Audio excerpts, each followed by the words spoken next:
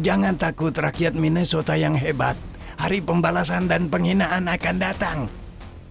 Donald Trump memposting ini di Truth Social pada 13 Januari 2026.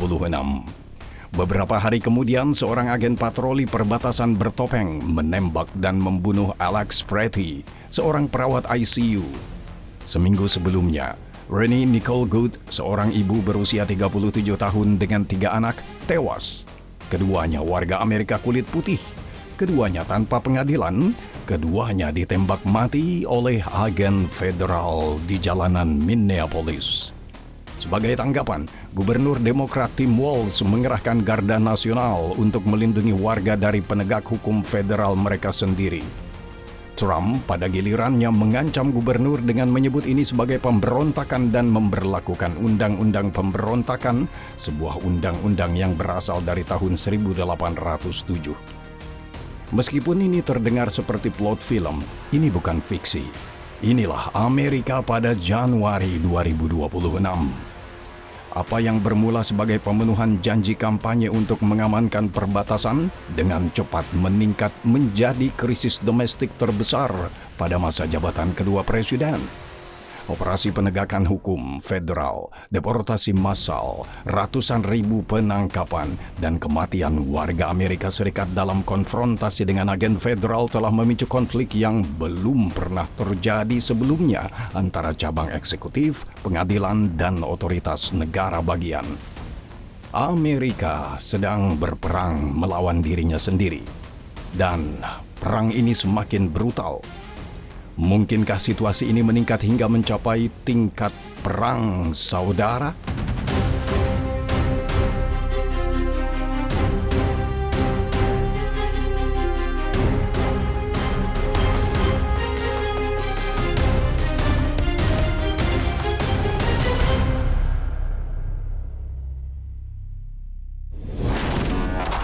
Salah satu janji kampanye utama Donald Trump adalah memerangi imigrasi ilegal. Ia mulai menerapkannya dengan kekuatan penuh dalam beberapa jam pertama masa jabatan keduanya. Militerisasi perbatasan disertai dengan tarif dan tekanan diplomatik terhadap Meksiko dan Kanada. Tindakan-tindakan ini dengan cepat mengurangi penyeberangan ilegal, memungkinkan peralihan ke fase kedua, deportasi massal individu yang tinggal di Amerika Serikat tanpa izin.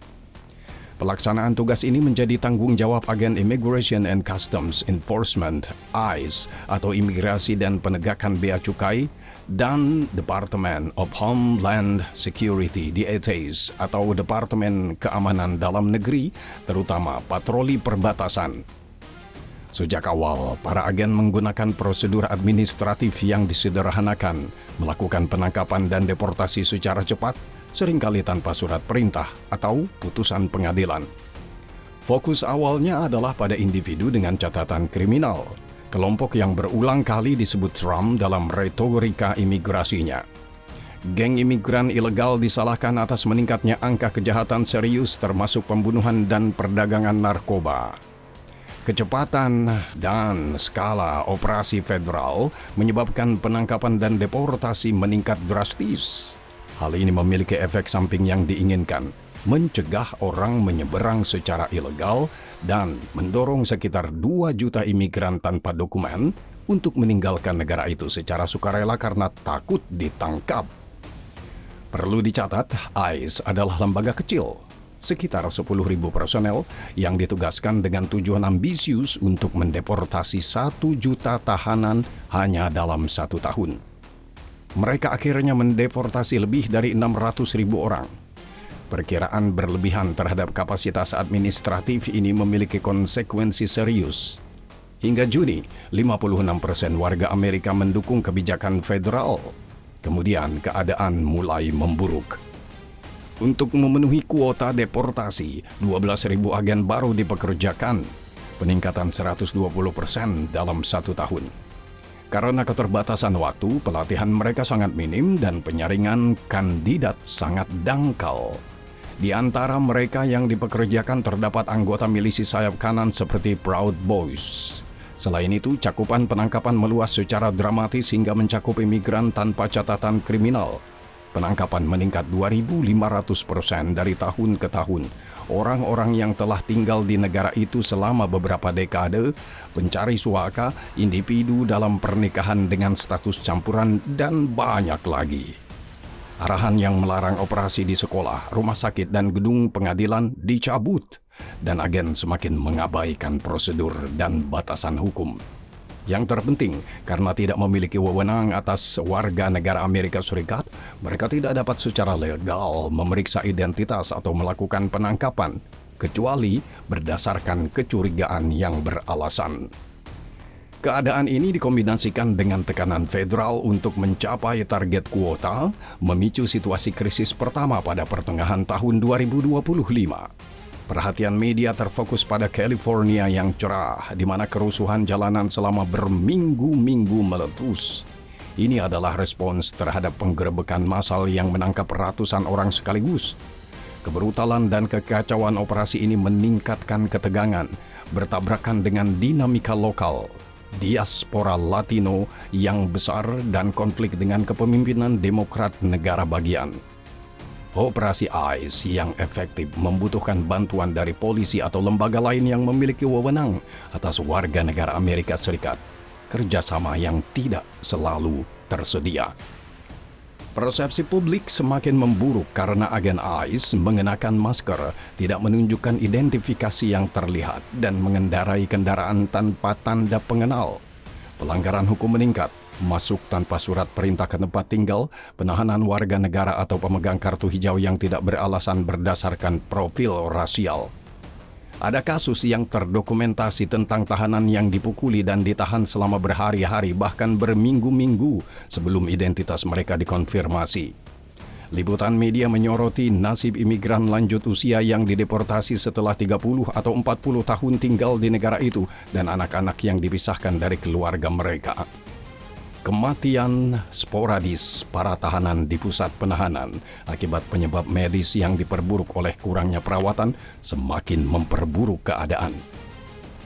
Pada akhirnya Donald Trump mengambil alih Garda Nasional California. Sebagai pengingat, Garda Nasional biasanya bertanggung jawab kepada gubernur negara bagian dan pengambil alihan oleh pemerintah federal melanggar otonomi negara bagian berdasarkan amandemen ke-10. Trump mengerahkan Garda Nasional California ke jalan-jalan Los Angeles untuk melindungi gedung-gedung pemerintah, terutama kantor ICE dan pusat penahanan, dan membantu agen ICE dalam operasi.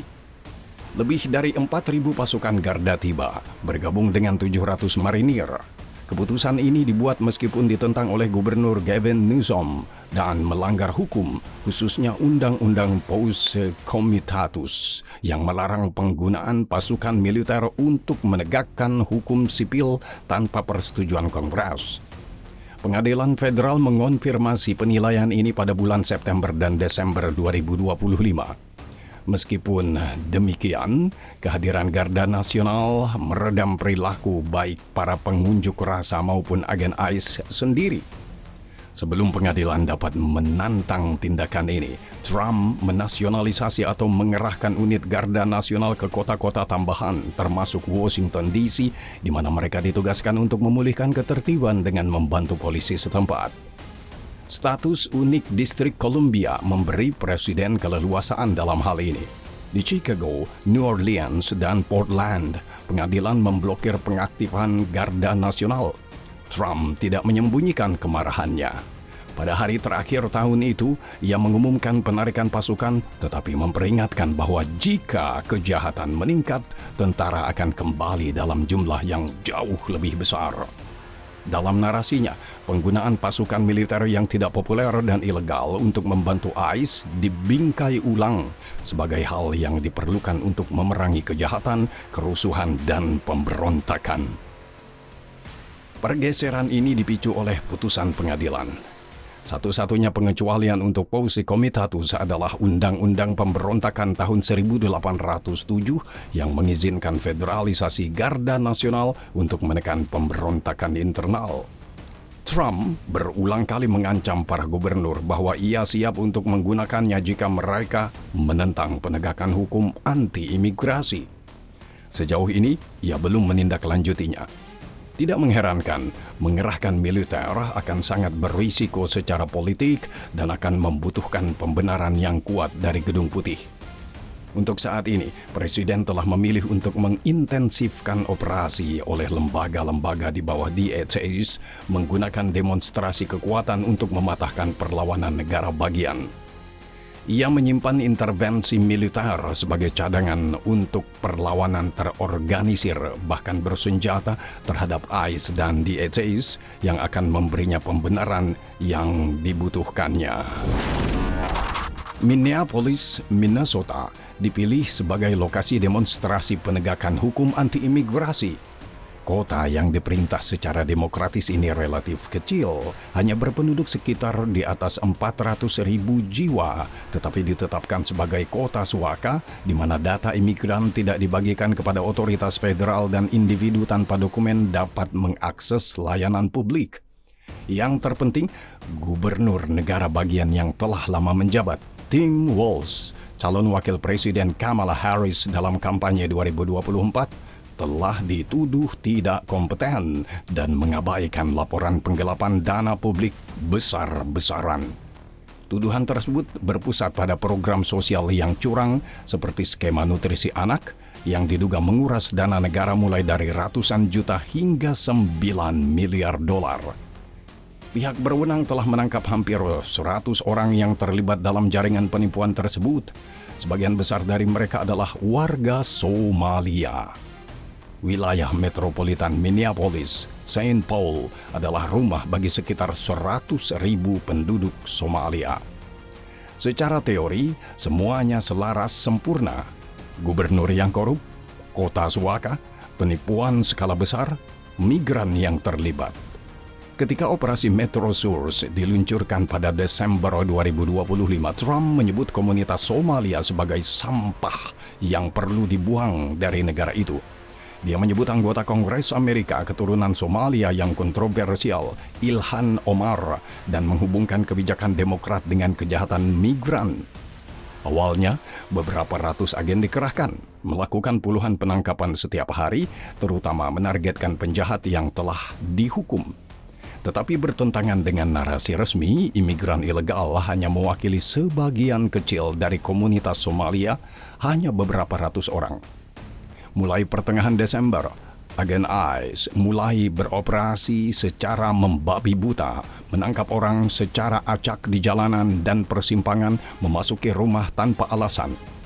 Ketegangan sosial langsung meletus seketika. Saat tahun baru dimulai, situasi di Minnesota semakin memburuk. Pada tanggal 5 dan 6 Januari, lebih dari 2.000 agen tambahan tiba di kota, menjadikan operasi Metro Source sebagai operasi terbesar dalam sejarah lembaga tersebut. Kurangnya profesionalisme agen dan tekanan untuk memenuhi kuota tanpa memperhatikan keadaan sebenarnya dengan cepat menyebabkan tragedi. Pada tanggal 7 Januari, seorang agen ICE membunuh Rennie Nicole Good, seorang wanita Amerika kulit putih berusia 37 tahun.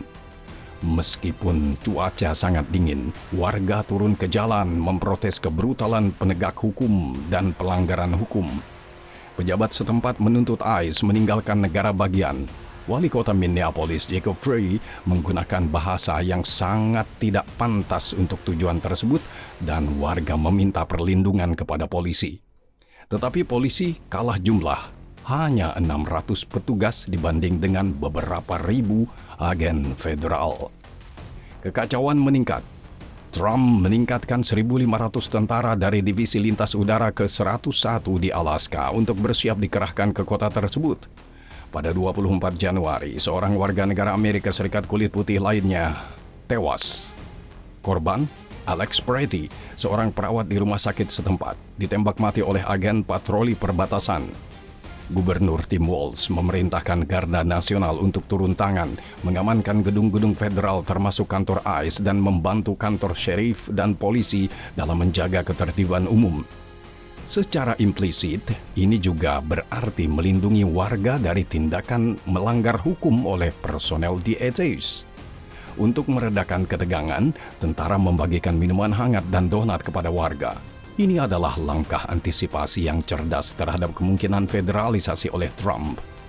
Sementara itu di Kongres, penentangan terhadap operasi penegakan hukum semakin meningkat, menyatukan Demokrat dan Republik. Seruan untuk penyelidikan yang kredibel atas pembunuhan tersebut meluas dan beberapa jaksa mengundurkan diri di bawah tekanan dan upaya untuk memanipulasi proses hukum. Demokrat mengancam akan memblokir pendanaan untuk Departemen Kehakiman termasuk peningkatan pendanaan ICE yang berpotensi memicu penutupan anggaran federal lainnya. Ada seruan untuk memakzulkan Kristi Noem, Menteri Keamanan Dalam Negeri dan otoritas negara bagian mengajukan gugatan terhadap pemerintah federal karena melanggar perlindungan kedaulatan negara bagian dalam amandemen ke-10. Bersamaan dengan itu, Pam Bondi, Jaksa Agung, menuntut agar Gubernur Walz menyerahkan catatan pendaftaran pemilih dan mulai bekerja sama dengan ICE dengan meninggalkan kebijakan kota suaka. Ia berpendapat bahwa tanpa kerjasama tersebut, operasi akan berlanjut dengan kekuatan yang lebih besar. Ia menolak tuduhan terhadap agen federal, mengklaim bahwa para korban sendirilah yang bersalah. Pretty dituduh melakukan terorisme dan percobaan pembunuhan terhadap petugas federal beberapa jam sebelum kematiannya. Narasi serupa tentang dukungan mutlak untuk ICE telah diungkapkan sejak awal Januari oleh Noem, Greg Bovino, Kepala Patroli Perbatasan, J.D. Vance, dan Donald Trump. Sementara itu, rekaman video dan kesaksian saksi dalam setiap kasus menunjukkan bahwa agen melanggar semua prosedur, kurang profesional, dan menembak orang. Terlebih lagi, mereka adalah warga negara Amerika Serikat, bukan imigran. Pada akhir Januari, situasi di Minnesota menyebabkan pasukan Garda Nasional berhadapan dengan agen federal dengan protes yang mengancam akan memicu konfrontasi langsung. Dukungan untuk Donald Trump turun ke titik terendah sepanjang sejarah, 38%, peringkat persetujuan terburuknya di masa jabatan keduanya, dan keberhasilan terbesar pemerintahannya, yaitu mengekang imigrasi ilegal, telah berubah menjadi bencana. Rata-rata 60% warga Amerika menentang metode ICE dibandingkan 40% yang mendukungnya, dan ini hanya beberapa bulan sebelum pemilihan paruh waktu. Dukungan Partai Republik di Minnesota runtuh begitu drastis sehingga peluang kandidat mereka untuk terpilih pada dasarnya menjadi nol. Partai Demokrat unggul dengan selisih 2 digit. Jadi, pada tanggal 26 Januari, Donald Trump tiba-tiba mengubah haluan. Pertama, ia menarik pembelaannya terhadap para agen dan mendukung investigasi yang kredibel. Kemudian ia berbicara dengan Gubernur Tim Walz dan Wali Kota Free, meredakan ketegangan antara pemerintah federal dan negara bagian. Thomas Homan, pengawas perbatasan dan veteran penegak hukum perbatasan yang berpengalaman, dikirim ke Minnesota dengan tugas untuk mengendalikan operasi ICE yang kacau. Kepala Patroli Perbatasan yang kontroversial, Greg Bovino, dicopot dari komando operasional. Beberapa agen akan ditarik dari Minnesota sebagai imbalan atas upaya polisi setempat untuk memulihkan ketertiban dalam protes. Untuk saat ini, situasi tampaknya menuju stabilisasi, tetapi masalah mendasar tetap ada. Jadi, mengapa kita memulai dengan menyebutkan meningkatnya risiko perang saudara? Jawabannya tidak sederhana. Di tengah kekacauan ini sebenarnya bukan soal nasib imigran. Di bawah pemerintahan Barack Obama, sekitar 3 juta orang dideportasi. Masalahnya bukan protes kekerasan atau bahkan kematian warga negara Amerika di tangan penegak hukum. Ini memang masalah serius, tetapi ingat apa yang terjadi di kota-kota Amerika pada tahun 2020 ketika kematian George Floyd memicu krisis rasial yang sesungguhnya. Gerakan Black Lives Matter memobilisasi jutaan orang dalam protes dan kerusuhan meletus di seluruh negeri dengan pembakaran dan perusakan properti publik yang meluas. Menariknya, Tim Walz juga mengerahkan pasukan Garda Nasional saat itu untuk memulihkan ketertiban, bertindak berlawanan dengan warga yang berdemonstrasi. Saat ini, sikapnya terbalik. Pasukan Garda Nasional dimaksudkan untuk melindungi warga dari tindakan melanggar hukum oleh agen federal. Apakah ini murni oportunisme di pihaknya? Walz tidak mencari pemilihan kembali, jadi dia tidak perlu mencetak poin politik. Trump juga presiden saat itu, meskipun konflik tersebut tidak menargetkannya secara pribadi. Polisi negara bagian yang dikritik bukan lembaga federal. konteks itu penting. Pada masa jabatan keduanya, Donald Trump secara langsung menerapkan cetak biru proyek 2025 yang mendorong teori eksekutif tunggal, memberikan presiden kekuasaan yang hampir tak terbatas. Operasi lembaga yang tidak terkendali, kendali langsung atas keputusan penuntutan, pemecatan pimpinan lembaga federal sesuka hati, mengabaikan Kongres, menghindari putusan pengadilan melalui interpretasi undang-undang yang luas. Semua ini adalah elemen dari strategi komprehensif yang bertujuan untuk membongkar sistem checks and balances konstitusional yang dirancang untuk melindungi warga negara dari pemerintahan yang menindas. Operasi anti-imigrasi mengungkapkan secara mikro mengapa pembatasan anti-otoritarianisme diperlukan. Pelanggaran hak-hak sipil yang berulang, pemaksaan keputusan kepada otoritas negara bagian, dan pada akhirnya kurangnya akuntabilitas hukum bagi pejabat federal mengikis sistem Amerika, mengarah pada penghapusan supremasi hukum. Untuk saat ini, demokrasi Amerika dipertahankan di ruang sidang, di mana para hakim berulang kali membatalkan dekret presiden, tetapi pertempuran atas perluasan kekuasaan presiden terus berlanjut. Kongres tampaknya tidak berdaya, dan bahkan jika Partai Republik kalah dalam pemilihan paruh waktu, tidak ada jaminan situasinya akan berubah. Negara ini diperintah oleh perintah eksekutif, dan mempertanyakan legitimasi pemilihan dapat berarti hasil di masa mendatang tidak akan diakui oleh Gedung Putih. Pertimbangkan satu faktor lagi.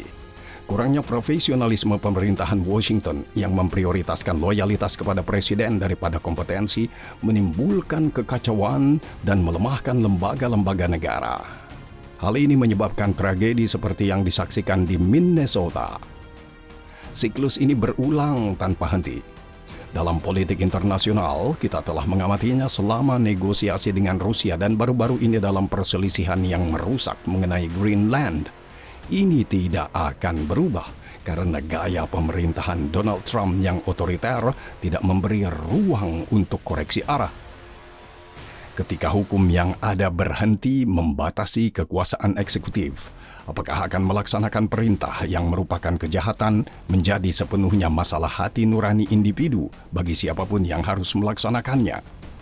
Dalam situasi di mana setiap pandangan yang berbeda ditekan tanpa ampun, para pejabat diperas, dan warga negara diintimidasi oleh lembaga-lembaga federal yang beroperasi tanpa hukuman, sikap mulia menjadi semakin langka. Kita mengetahui mekanisme ini dari sejarah.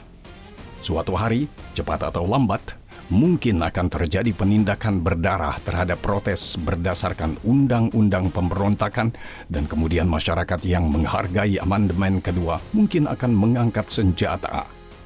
Eskalasi semacam itu akan sangat sulit dihentikan, terutama dengan presiden yang tidak mentolerir oposisi di pucuk pimpinan. Itulah mengapa kita harus melihat peristiwa di Minneapolis atau Los Angeles melalui lensa proses nasional yang lebih luas. Tak satupun dari insiden ini secara terpisah memiliki potensi untuk memicu perang saudara.